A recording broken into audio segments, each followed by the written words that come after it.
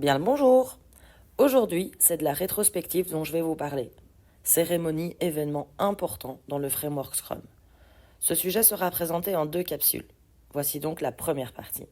La rétrospective est une réunion planifiée à la fin de chaque sprint, qui varie de 2 à 4 semaines, pendant laquelle l'équipe, donc les développeurs, le product owner et les designers, va réfléchir sur ses pratiques, va identifier les opportunités d'amélioration et décider des actions à prendre pour les futurs sprints.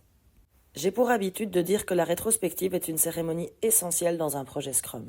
C'est sans aucun doute la cérémonie qui permet à l'équipe de mettre en avant son ressenti, les points améliorés et de travailler ensemble sur les actions mises en place d'un commun accord. Elle permet tout cela, mais pas seulement. C'est le moment parfait pour entretenir la cohésion de groupe, le lien qui est créé en début de projet. Le Scrum Master pourra dès lors voir si quelque chose est à revoir, à retravailler de manière plus profonde, lors d'une autre rétrospective ou dans une autre réunion spécifique. Voici un exemple classique de rétrospective. On démarre généralement une rétrospective avec un petit icebreaker. Chaque membre de l'équipe exprime son ressenti sur le sprint. Ensuite, la rétrospective en elle-même, ici représentée avec le format du speedboat.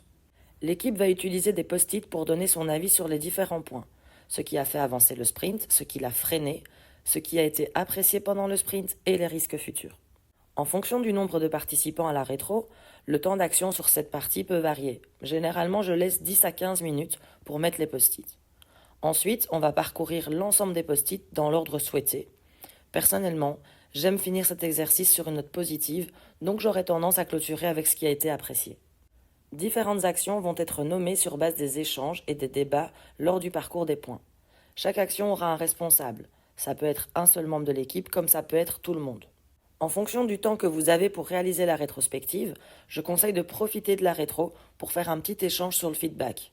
Permettre à chacun de donner du feedback à ses collègues en restant le plus constructif et le plus juste possible. L'objectif étant d'aider chaque membre à s'améliorer et à avancer sur la même voie. N'hésitez pas à aller regarder la capsule vidéo Donner et recevoir du feedback. Elle vous donnera davantage d'informations sur le sujet.